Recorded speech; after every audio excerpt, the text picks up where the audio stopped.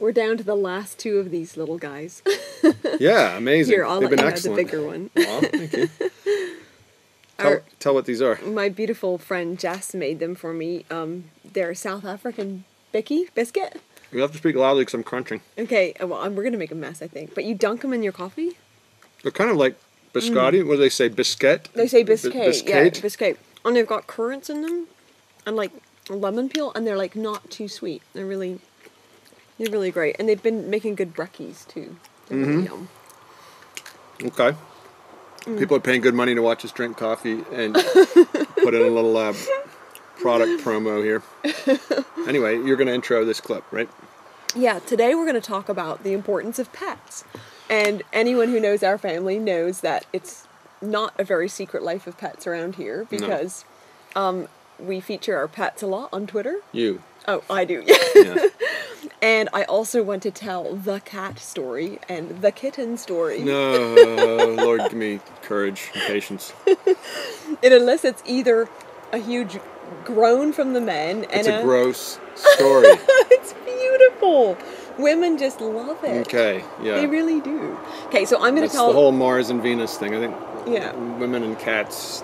No, it's new life. It's birth. You're giving away your punchline. You haven't even started. Listen, you're going to have to stick with us because that story is coming at the end of this section. Today we're very organized. We're going to talk about... What are we going to talk about? Five ways that pets will impact your life.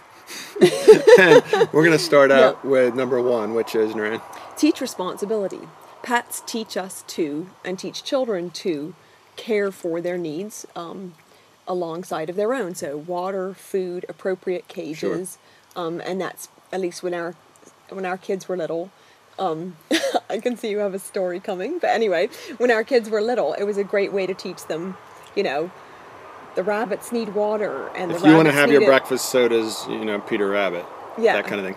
So, to backtrack just a step, both Norann and I come from families that love animals, and Norann in particular grew up on the farm. We both grew up in rural communities, but pets and animals have always been a huge part of our lives, and that's carried over into our family. We've decided today we're not talking about farmyard animals, or we'd be here for a very long time. Yeah. We can talk some other time about what it's like to grow up with lambs and piglets in the living room. Yeah, that's a whole other story. That was so not my life. My mother, let's just say, is a very patient and long-suffering woman who tolerated our pets and also our father's enthusiasm for bringing wildlife and animals into our house. I want to tell about my first pet, at least one of my first pets. That was a guinea pig, and I gave this guinea pig the very austere name Peanut Butter. And for a second name, Marshmallow Fluff, because no, I did. I was about 5 years old, and it was the color. The Marshmallow Fluff for. Well, because Marshmallow Fluff was. Don't feed that stuff to your kids, by the way. We've repented of that. But in our youth, peanut butter was readily available, and on occasion, for special occasions like birthdays, we might get a jar of Marshmallow Fluff, and my peanut butter Marshmallow Fluff guinea pig looked like that. Okay, anyway, that's so I love cute. the thing to bits. It was amazing. It was also like, who's the guy?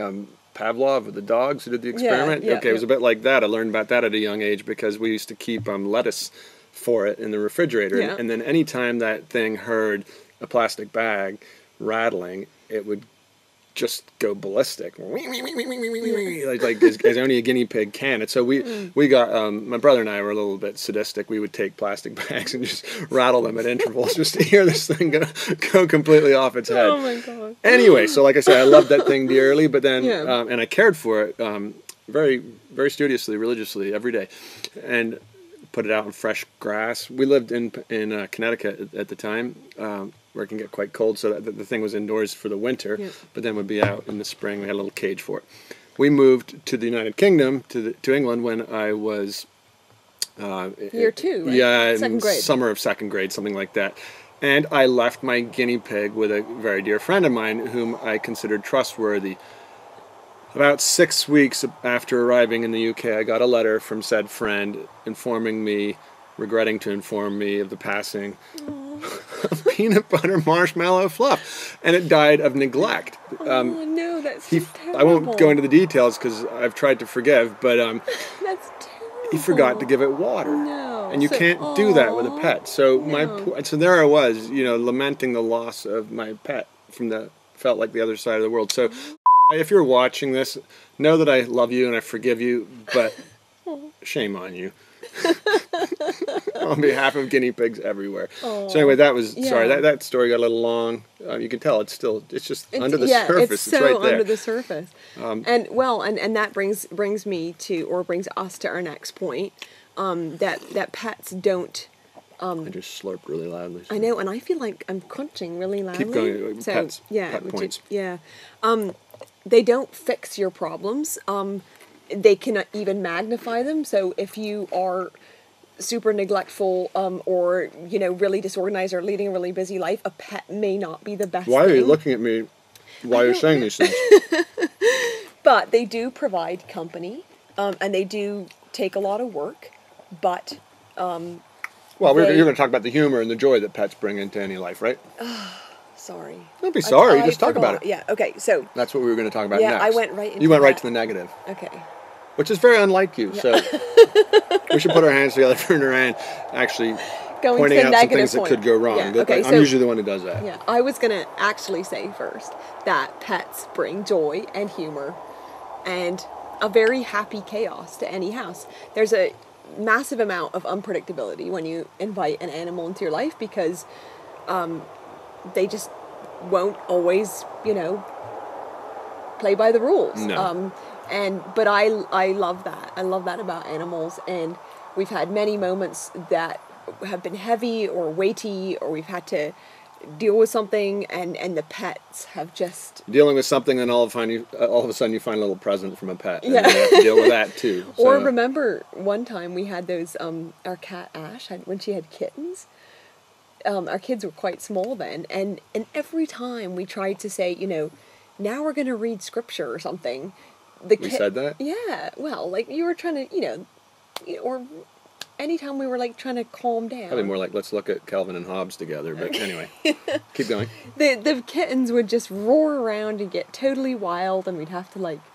Yeah, you're dealing with extra and members of the family, yeah, really. And, yeah. So, and I want to go back to the point you were making earlier about the fact that animals don't fix your problems; they show them up.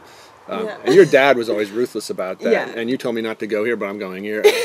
In community, dogs in particular are contentious because we live close together, and what one family, what works for one family may or may not work for their copycat neighbors or whatever. Yeah. And dogs in particular need a firm hand on the tiller. Yeah. And as the family goes, so the dog goes. It's true. It's true. And you could say the same of people in general. I know, but it sounds a bit judgy. It is judgy. It is. And it ought to be.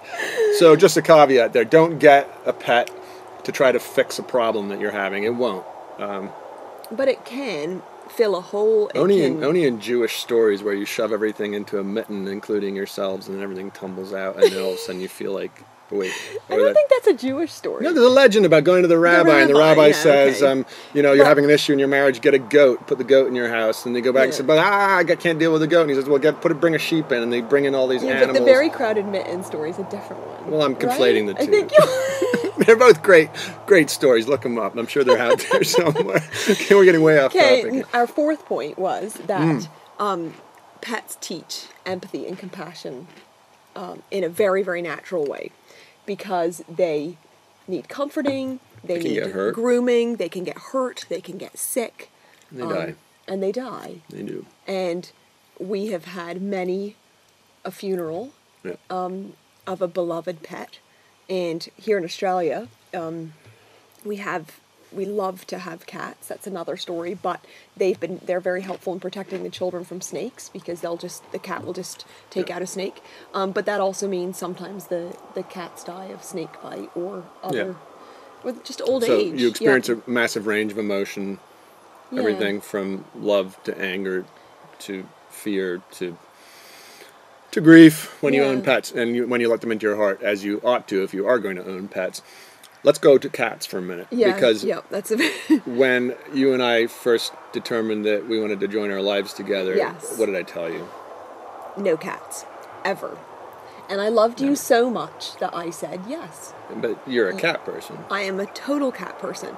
But it didn't help that my dearly beloved Lester, who was pushing 10 at the time, he was a great big orange tomcat. Smelled to high heaven. Yeah, he was a big presence in our life when we were courting.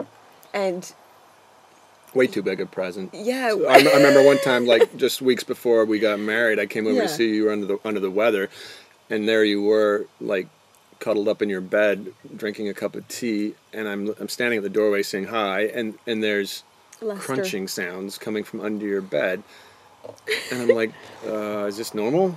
And I'm like, yeah, it's okay. And the next thing is this big orange ball of fur drags a dead pigeon out into the room, Yeah. trailing.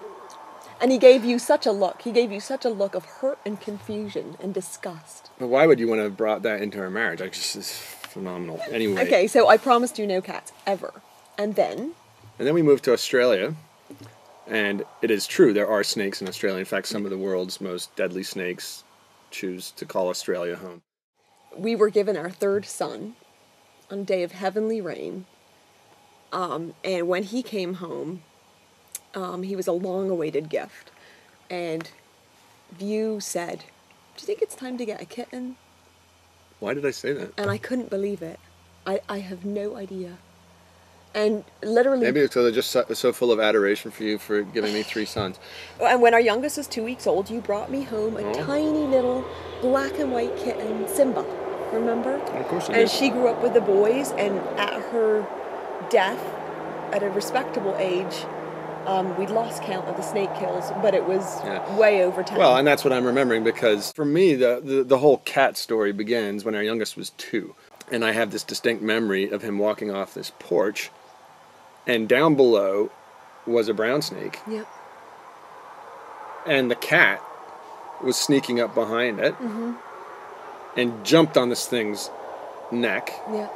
Snakes have necks behind its head. Right behind its head. And sunk its teeth in. And cats are amazing like Yeah, that. yeah. Snakes need to feel vibration. That's how they have very bad eyesight. They feel vibration and they strike toward that. So the cats are stealthy and they pounce. Dogs are stupid. They'll go stand in front of a snake and yip and Until get they struck get until they struck. get struck, Yeah. and then you have a dog funeral. Yeah. But the number of times cats have killed snakes in protection of our kids and other people's Yeah. is truly amazing. And so I don't only tolerate cats now, I love them, and the cats just grow on you. And hey, buddy, there's our bear. He's hearing us talking about cats. Come on, bud. Come here. Come over here. Come up. You gonna come say hi? But back to the point about empathy and emotions that we were discussing before. So our big cat Hobbs was with us Yeah. for 10 years, Yeah. Yeah. and It was- been through many scrapes. Definitely used up his 9 lives. Yeah. But finally ran out of luck when he developed cancer to the point where we had to say goodbye to him. Yeah. And I'll confess it, I shed a tear. well, Sounds dumb, because you could say, it was just a cat, but he was part of our family, and, many a night when the boys had fevers when they were little, makes it sound like our kids were always sick, but, anytime Yeah. The anybody in kids the family was hurting, heard it. He the was cat would there. sense it and Yeah, would come and curl yeah, up next to him and Yeah. be there and be a comforter. Yeah.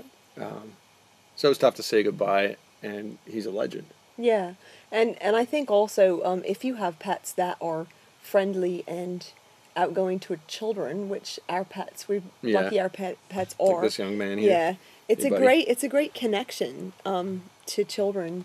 No, it is, and like the number of kids that stop by our backyard, can we play with Bear? Or there's one of the little ladies who comes by and always wants to take him for a walk and borrow him Yeah. for an afternoon. Yeah. That's tons of fun, and it's a great point of connection. And that brings us to our Yeah. final point, which is that pets are a beautiful introduction into the circle of life, Yeah. especially when you're raising children. And they provide natural conversations around life, reproduction, dying, sickness, all those good things. We've raised rabbits with the boys, and Yeah. rabbits obviously are well known for their reproductive proclivity. Yeah. And so, Yeah. we had some great conversations when the boys were really small around that, how all that works. And frankly, you know, when the kids then start maturing themselves, you have an entree for other conversations that every parent wants to have with their kids about where do babies come from and how did I get here and all that. Yeah. And both of our parents modeled that for us, Sure. so it was just a really natural thing to have our own pets and then with the kids and have those excellent conversations. Yeah. And I suppose this is now my cue to allow you to tell your story. Okay, so I will be very quiet. Okay, so I was reading this beautiful Christmas story to my students, and this very pregnant homestead cat hopped up onto my lap. This is summertime. Warm summer, beautiful day, and just started purring and kneading, and then she sat down, and then she got up, and then she like patted my face with her paw, and suddenly I felt warm wet like all over me. And I said to one of the kids, "Did this cat just poo on me?" And they're like, "No." And then in response, I heard a little meow. And they said, "She's just had a kitten." And sure enough, this cat gave birth to a little kitten right on my lap. Show them, not me. And I handed my camera to one of my students and I said, "You have to photograph this because nobody will believe it." And I kept reading the story while she cleaned up the first kitten, and then she patted my cheek again. You did that thing again. And out came another little kitten. And then I kept reading a bit, and then out came the third kitten. And then I decided I'd finished the story by then, and I said, "Okay, let's move these little kittens into a box," which we did, and she had 2 more. And it was such a beautiful experience. I've never had a cat actually like give birth on my lap. And all the kittens arrived at a perfect time for our community because we've been plagued with mice ever since just before Christmas, and they all have happy homes among the community where they are busy dealing with the mouse plague. So that's my kitten story. Yeah, amazing. It's further evidence that cats really don't have owners; they have staff, or Yes, in that's this case, very true. midwives. You said it was a moment of mid-whiskery, and I thought that was so cute. Okay, You did. You're so we're gonna go out on a punny. bad dad joke. So, guys, pets, invite them into your home, Invite them into your heart. but remember that pets is step spelled backwards, so it's a big step to commit to a pet. Or pets, as the case may be. And we'll leave it there. We'll see you next time. Have a good life. Thanks. What? You make me laugh.